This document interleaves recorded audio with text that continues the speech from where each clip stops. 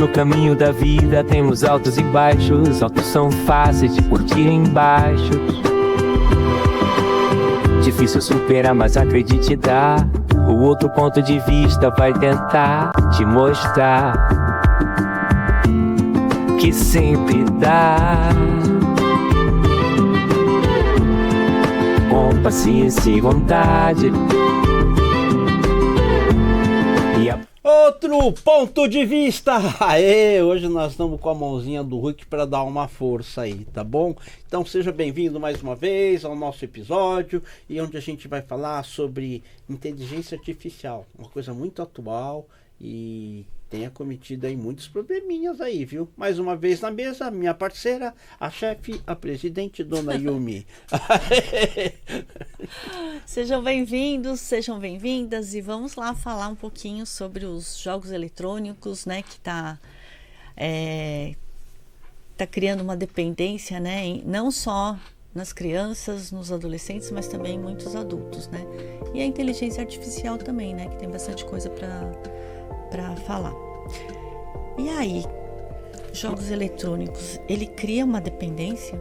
Mais uma vez, pessoal, a gente está voltando para o assunto família, e dentro do contexto família a gente está destrinchando alguns pontos, e a gente vai falar hoje sobre a parte de jogos eletrônicos. Por que a gente está trazendo isso? Porque, de novo, no âmbito da família é legal você saber sobre jogos eletrônicos, saber o que está acontecendo, o que seus filhos estão jogando, e não é filho pequenininho, não. Filho de a gente 40 está falando anos. Filho de 30, 40 anos, 50 anos. Eles gostam disso. Acho que 50 não, mas de 40 aí o pessoal curte bastante, 40 para baixo.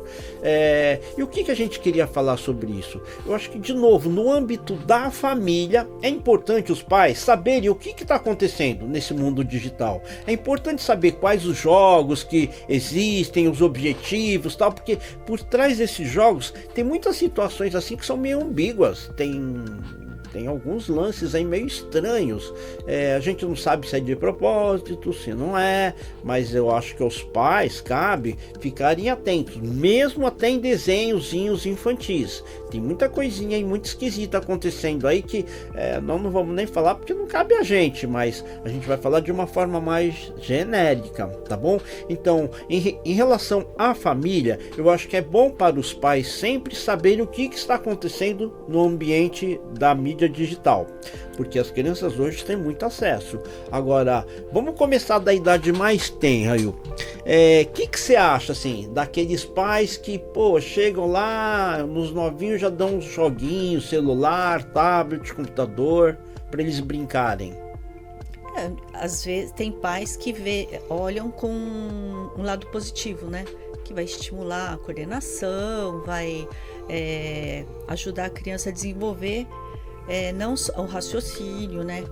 Mas e também tem o outro lado, que tem pais que é muito mais fácil, né? Muito mais cômodo, né? A criança fica tranquila, dá o joguinho, ele acha, né? Entre aspas, né? Acha que tá calminho, né? Então tem esses dois lados, tem um lado positivo e negativo, né? Eu acho que é bem isso mesmo.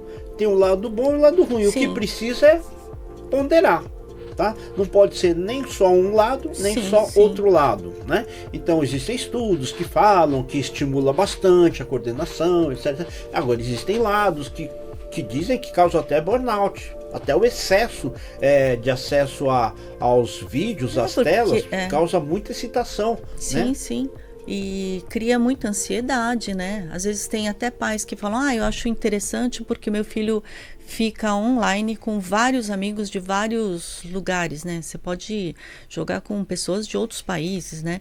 Mas na verdade você só está jogando, né? Você não está fazendo aquela conexão, amizade, alguma coisa assim, uma troca, né?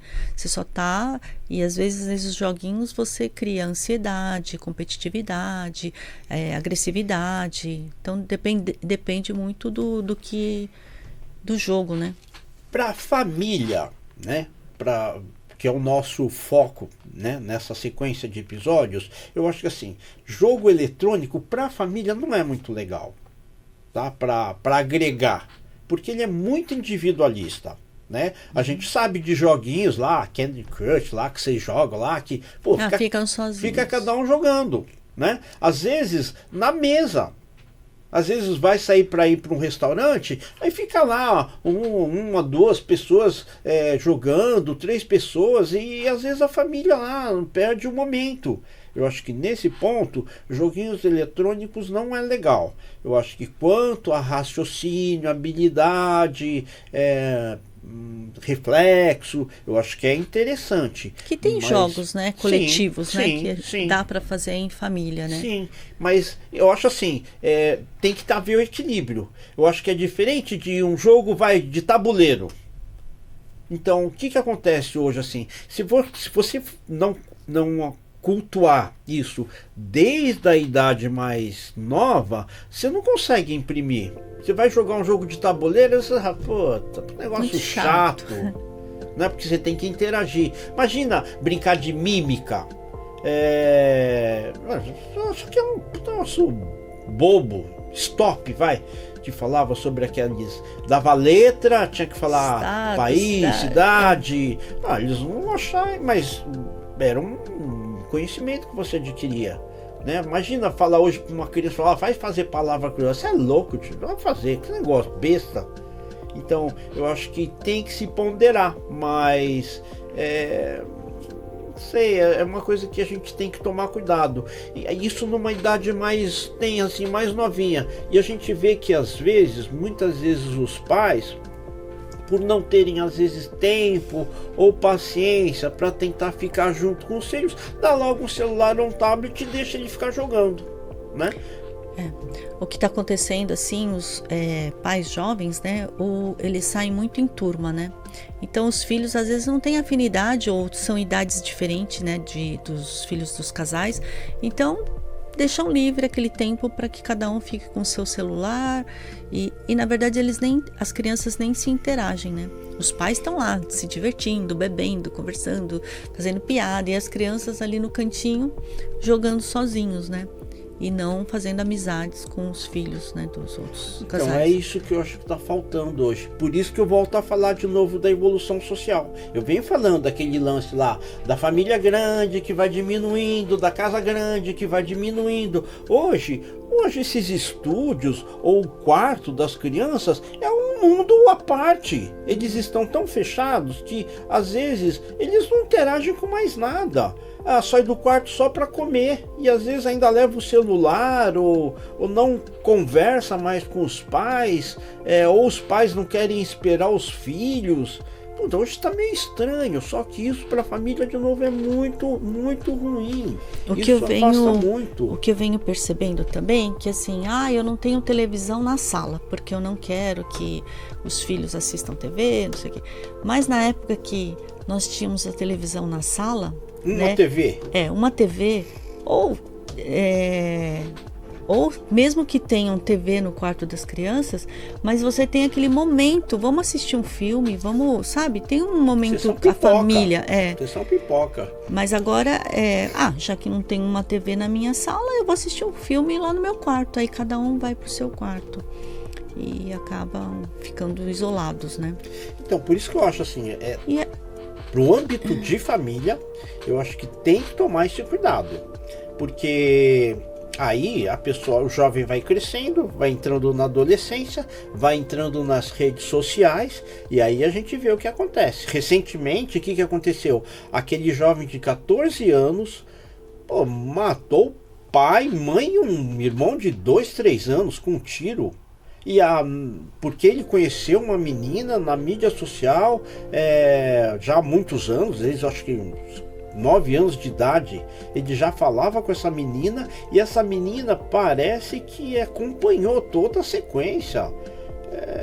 Não interage, você não tem aquela conversa de pé de ouvido, você não desabafa, você não tem o contato, então você fala qualquer coisa, e você não sabe quem é a pessoa com quem você está falando direito, porque você só fala naquele momento, você não sabe como ela é no seu dia a dia, você não sabe como ela é no trato com seus pais, seus irmãos. Tá meio desequilibrado hoje. Veio uma pergunta aí, como podemos utilizar os jogos eletrônicos ao nosso favor? Eu acho que através do equilíbrio. Hoje, na medicina, existe a robótica. Ou seja, eu não sou médico, sou dentista, mas eu tive a oportunidade um dia de trabalhar num hospital aí famosão aí de São Paulo. Eu pude mexer para sentir. É impressionante. Óbvio que uma pessoa que não tem habilidade não vai ter muito mais dificuldade. Agora, aquela pessoa, porque você não está nem na presença do paciente, você está olhando no monitor e você vai mexendo. Fazendo a cirurgia. É incrível. Mas o lado da energia, que é o que a gente sempre bate, inexiste. A interação com o paciente, você não está vendo nada. A gente que faz cirurgia, eu prefiro, às vezes, eu quero saber como é que está eu prefiro ver a face do paciente para saber como é que está a expressão, o olho. Imagina, você fazendo isso, você nem sabe como é que está o paciente. Você não percebe. É muito micro, né? Mas é uma coisa que está acontecendo hoje. Então o jogo, se bem orientado e na hora certa, no desenvolvimento do jovem, eu acho que é muito bom. Mas se não for, a gente precisa tomar cuidado, porque começa a haver a dependência e o vício pelo jogo, né? Isso é realmente prejudicial para o jovem. Então, o trabalho remoto, já a gente passa aí para adolescente, aí vem para o jovem adulto. Pô, você vê que a grande maioria hoje quer trabalhar remoto. Então, de novo, eu falo daquela cultura de vir morando sozinho, apartamentos menores, tendo seu mundinho à parte. Você não precisa dar satisfação, você não precisa ficar discutindo para tentar convencer ou explicar suas ideias. Você trabalha no seu mundinho, você faz o teu trabalho e acabou. Eu acho que como trabalho é bom, mas como desenvolvimento do ser humano é péssimo. Você não consegue trabalhar em equipe, você não consegue ouvir conselhos ou até... Não consegue interagir, né? E subordinações dos próprios funcionários. De repente você vai chamar a atenção de um cara desses que está acostumado a trabalhar sozinho, não aceita. Agora, imagina de novo na ótica espiritual. Você acha que é muito mais fácil? Estão lá 10 pessoas numa mesa, no escritório, trabalhando.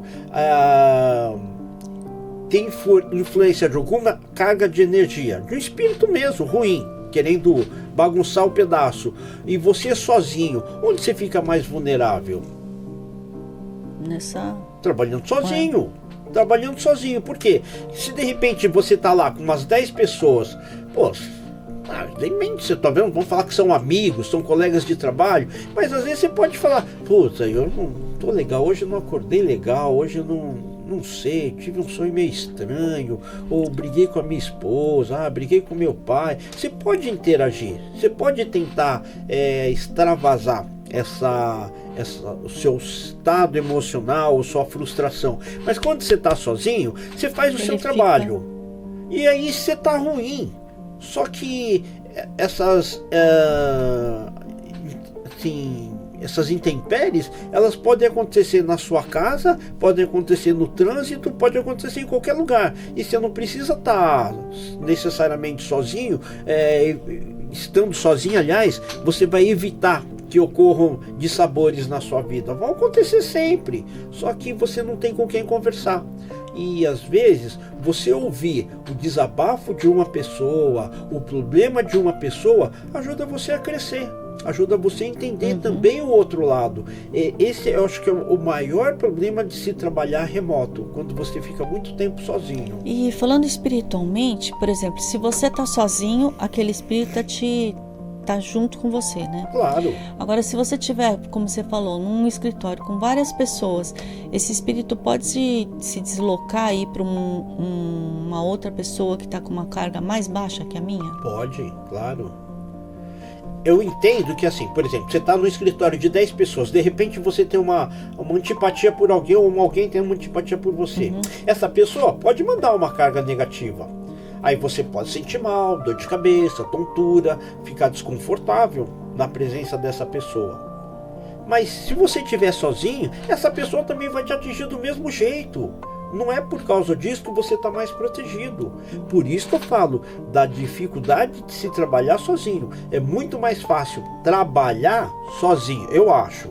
Se a pessoa Às tem vezes o competência, rendimento, né? Você dependendo do foco. consegue controlar melhor a situação. Agora, em termos de crescimento pessoal, profissional, humano, é melhor trabalhar junto. Tem que ter o contato. Tem que ter o contato, tem que ter a diversidade.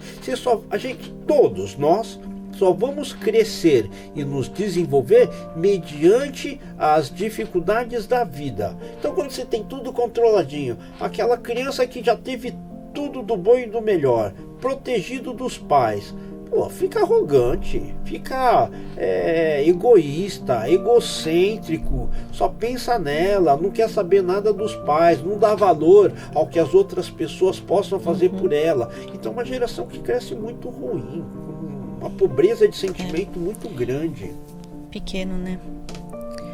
E aí, nós estávamos falando dos jogos eletrônicos, mas também tem tudo a ver com a inteligência artificial, né? Tudo. E ela tá presente em tudo, né? Uhum. Dos joguinhos eletrônicos, começou com os joguinhos eletrônicos. Hoje que tem o Waze, o Google Maps, Alexa. Hoje o que tem acontecido eu particularmente fico meio triste quando eu vejo a pessoa ficar conversando com um aparelho. Conta uma piada aí, conta uma piada aí, monitor, conta uma piada. Não entendo isso. O duro é que tem pessoas que se desabafam, né? Então. Porque você consegue, como se conseguisse conversar, e a inteligência artificial, ela percebe, né, o que você quer ouvir. Então, algoritmos, né? Por isso que eu falo que é triste. É triste e ao mesmo tempo é perigoso, porque isso é muito sério, hein? Quando a gente fala de inteligência artificial, o mundo espiritual consegue interagir muito fácil nos aparelhos. Então, um exemplo, hein? Eu sei que você fala, mas acontece. Procure na internet que tem muito material sobre isso. Então, de repente, o copo chega aqui assim e o copo dá uma mexidinha sozinho, sem nada, sem ninguém.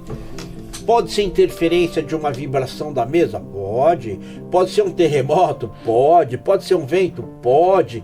Pode ser um espírito? Pode. Pode ser um espírito. O espírito consegue fazer isso, consegue fazer mexer. Meu cara é louco, consegue. E o que é pior, espírito bom não vai fazer isso. Quem vai fazer isso ou é um espírito ruim ou é um espírito brincalhão, porque despende de muita energia para você conseguir fazer a movimentação de algum material. Agora, quando a gente fala de inteligência artificial, não. Nós estamos falando de processadores. E eles conseguem entrar muito fácil.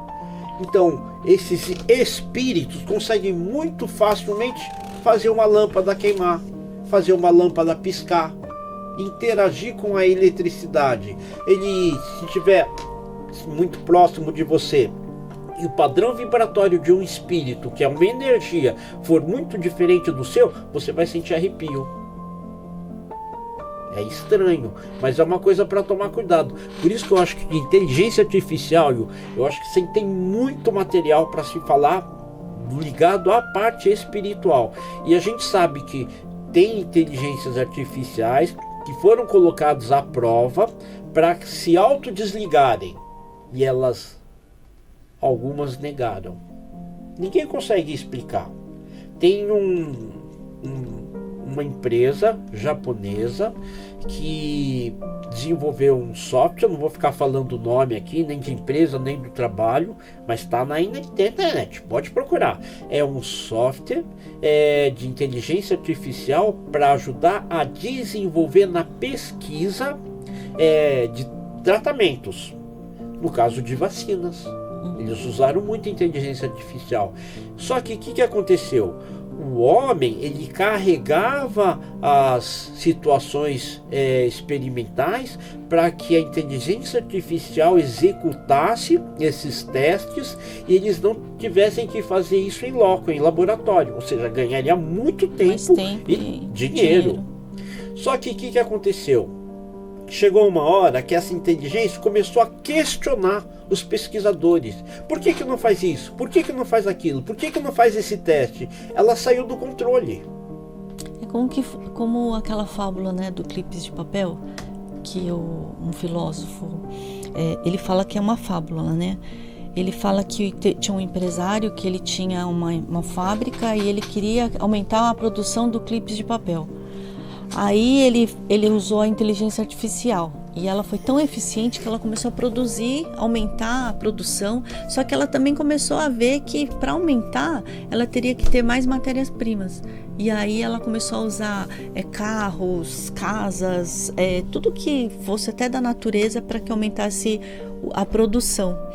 E aí para que ela fosse mais eficiente, porque a inteligência artificial ela tinha só um comando, aumentar a produção do clipes de papel. Ela falou, nossa, se tivesse uma guerra, ia aumentar também os metais para mim produzir mais clipes de papel. E na verdade esse filósofo ele fala, isso não é real, isso é uma fábula, né? Mas é bem isso, né? Se você dá um comando, vai chegar uma hora que ela não tem limite, né? E pode ter a interferência. Por isso que eu acho assim, é perigoso. Tá?